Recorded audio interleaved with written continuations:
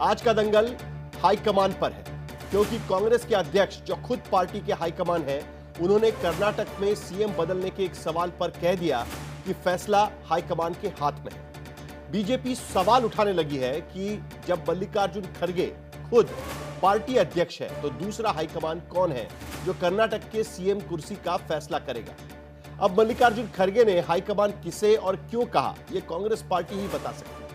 लेकिन कांग्रेस के नेता अब बीजेपी के हाईकमान को लेकर सोशल मीडिया पर पोस्ट लिख रहे हैं। कभी वो राजस्थान में चिट पकड़ाकर सीएम चुनने के हाईकमान ब्रांड फैसले की मिसाल देते हैं, तो कभी राज्यों में सीएम पद पर नए चेहरे को बिठाने के फैसले की मिसाल भी दे रहे हैं। कांग्रेस और बीजेपी के नेताओं के बीच अब हाईकमान कल्चर को लेकर आरोपों और बयानों का दौर चल पड़ा है, जबकि पार्टी के संविधान के हिसाब से विचारधारा विशेष को लेकर गठित कांग्रेस और बीजेपी दोनों ही दलों में हाईकमान जैसा कोई पद नहीं है, न कोई प्रावधान है और न ही कोई संस्कृति।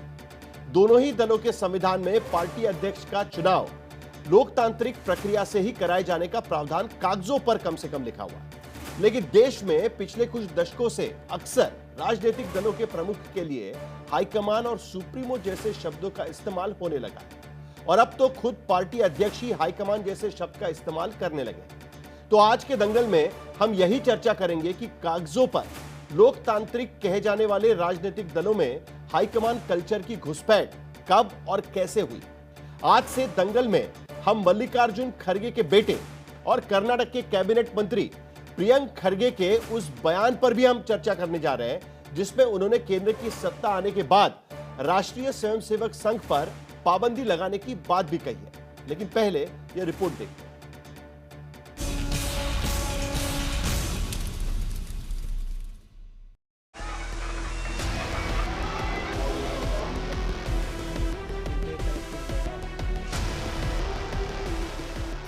देश की राजनीति में आज दो बड़े बयानों पर सियासी तूफान खड़ा हुआ है। एक बयान कांग्रेस अध्यक्ष मल्लिकार्जुन खड़गे का, दूसरा उनके बेटे प्रियंक खड़गे का। मल्लिकार्जुन खड़गे का बयान भारत के राजनीतिक इतिहास में हाई कमान वाले प्रचलन को लेकर है, जिसमें खुद कांग्रेस अध्यक्ष ने कर्नाटक में मुख्यमंत्री बदलने के फैसले को लेकर हाईकमान पर आखिरी फैसला छोड़ने की बात कही।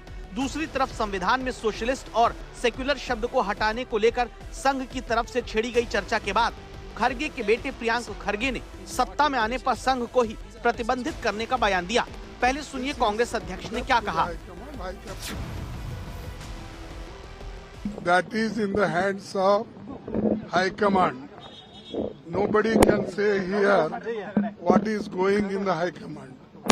This is left to the High Command. High Command has got power to take further actions, but unnecessarily one should not create problem. मामला कर्नाटक में मुख्यमंत्री को बदलने का है। डीके शिवकुमार गुट के नेता सितंबर 2025 की डेडलाइन याद दिलाते हैं, क्योंकि उन्हें 2.5 साल बाद डीके के सीएम बनने की उम्मीद लगा रखी है। क्योंकि 2023 में जब चुनावी नतीजे आए थे तो सीएम पद पर डीके शिवकुमार ने भी दावा कर दिया था। क्योंकि एक तरफ जेडीएस के प्रभाव वाली 46 वो कलिंगा बहुल सीटों में कांग्रेस को 9 से 29 पर पहुंचाने वाले डीके शिवकुमार थे, तो दूसरी तरफ कुरुबा ओबीसी समुदाय के सिद्धारमैया, जिनके पास 135 विधायकों से ज्यादा विधायकों का समर्थन रहा, अघोषित सहमति थी कि 2.5 साल बाद डीके शिवकुमार को सीएम बनाया जाएगा। लेकिन जैसे जैसे समय करीब आया, डीके गुट के अंदर बेचैनी बढ़ती गई और अब पता चला कि सीएम नहीं बदलेगा, कैबिनेट भले बदल जाए। इसी सवाल को लेकर मल्लिकार्जुन खड़गे ने जवाब दिया कि सीएम बदलने का फैसला हाईकमान पर है। विवाद यह कि खड़गे जब खुद कांग्रेस के अध्यक्ष हैं, तो डीके शिवकुमार के सीएम बनने का फैसला किस हाईकमान के हवाले छोड़ने की बात कही। बीजेपी नेता आर अशोक ने तंज कसते हुए पोस्ट किया कि मनमोहन सिंह थे जो पीएम थे लेकिन कमान में नहीं थे, अब खड़गे हैं जो अध्यक्ष हैं लेकिन हाईकमान नहीं। What does Mr. Kharge mean when he says the High Command will decide? Who is this invisible High Command? Who is this all-powerful High Command whom Mr. Kharge ji himself as Congress President has to submit and bow down to? खड़गे जी जो है ना, वो अब मैं आपको ये कह सकता हूँ कि कांग्रेस में उनको कोई पूछ नहीं रहा है। जो डिसीजन है वो सोनिया जी, राहुल जी और प्रियंका जी मिलकर ले रहे हैं, तो अपनी फ्रस्ट्रेशन वो निकाल नहीं सकते। मुझे लगता है कौन ज़्यादा पैसा देगा उनको सीएम पद मिलेगा, ऐसा कुछ विधायक कॉरिडोर में बात करता है। हाईकमान वाले मसले पर बीजेपी ने सीनियर खरगे पर निशाना साधा तो दूसरी तरफ जूनियर खरगे के निशाने पर राष्ट्रीय स्वयंसेवक संघ आता है, जिस पर वो फिर से प्रतिबंध लगाने की हसरत जता देते हैं।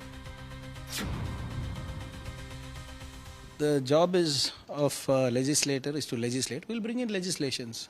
There's nothing. See, like I said, I cannot do anything beyond the ambit of law or beyond the ambit of the constitution. Everything has to be functional. But look at the way things are panning out in the country.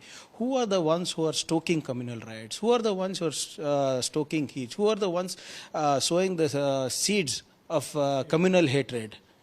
They are only interested in sowing seeds of discontentment. They want hatred to grow in the society and they want to change the constitution. And these are not my words, this is their words. दरअसल संघ की ओर से संविधान में socialist और secular शब्द को लेकर दत्तात्रेय होसबोले के बयान के विरोध में कांग्रेस लगातार प्रदर्शन कर रही है। अब प्रियंक खरगे ने कह दिया कि केंद्र में कांग्रेस की सरकार आई तो वो संघ पर प्रतिबंध लगाएंगे।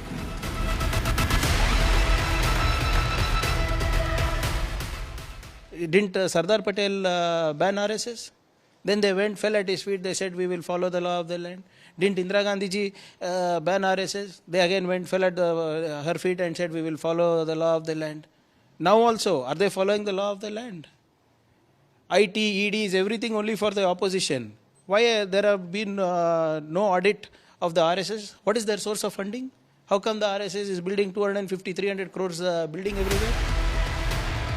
प्रियंक खरगे संघ को संविधान के खिलाफ साबित करने की कोशिश नहीं कर रहे, बल्कि बाबा साहेब का हवाला देकर हिंदू धर्म को फासीवादी और नाजीवादी राजनीतिक विचारधारा करार देने की कोशिश करते हैं, ताकि भारत भूमि में समावेशी हिंदुत्व की विचारधारा के पोषक राष्ट्रीय स्वयंसेवक संघ पर सवाल खड़े कर सके। कांग्रेस का एक वरिष्ठ नेता इस प्रकार की मांग कर रहे हैं कि आरएसएस पर बैन लगना चाहिए, उसे एक आतंकवादी संगठन के साथ वो एक प्रकार से उसकी तुलना कर रहे हैं। क्यों कर रहे हैं, किस आधार पे कर रहे हैं? और हो सकता है कि कर्नाटका की स्थिति से अपना ध्यान भटकाने के लिए इस प्रकार के बयानबाजी इनके नेता कर रहे हैं। ये पहली बार नहीं जब आरएसएस पर पाबंदी की बात कही गई हो। 100 साल पुराने इस संगठन पर विपक्ष के कई नेता पाबंदी की मांग करते आए हैं।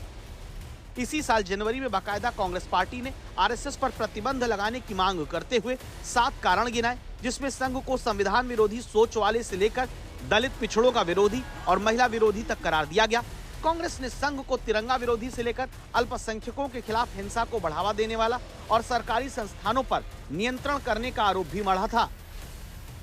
संघ के खिलाफ कांग्रेस की नाराजगी राहुल गांधी के बयानों में नजर आती है, जिसमें वो देश से लेकर विदेश तक मोदी सरकार पर निशाना साधने के लिए संघ की राष्ट्रवादी विचारधारा को कोसते रहे हैं। अक्सर विपक्षी नेताओं की ओर से हवाला दिया जाता है कि संघ संविधान विरोधी है। इसीलिए 1948 में महात्मा गांधी की हत्या के बाद सरदार पटेल ने संघ पर प्रतिबंध लगाया था, जो संगठन का संविधान बनाने, अंदरूनी चुनाव कराने और राजनीति से दूर रहने की शर्त पर जुलाई 1949 में हटाया गया। दूसरी बार 1975 में इमरजेंसी के दौरान संघ पर बैन लगा, जिसे 2 साल बाद 1977 में जनता पार्टी सरकार ने हटाया। तीसरी बार बाबरी विध्वंस के बाद 1992 में भी संघ पर प्रतिबंध लगा, लेकिन जून 1993 में खुद नरसिम्हा राव सरकार ने यह बैन हटाया था। दूसरी ओर समावेशी हिंदुत्व और राष्ट्रवाद की विचारधारा के साथ 100 साल से देश की सेवा में जुटा संघ भारतवर्ष को विश्व पटल पर सशक्त समृद्ध राष्ट्र बनाने के लक्ष्य पर आगे बढ़ रहा है। बेंगलुरु से सगय राज के साथ आज तक ब्यूरो।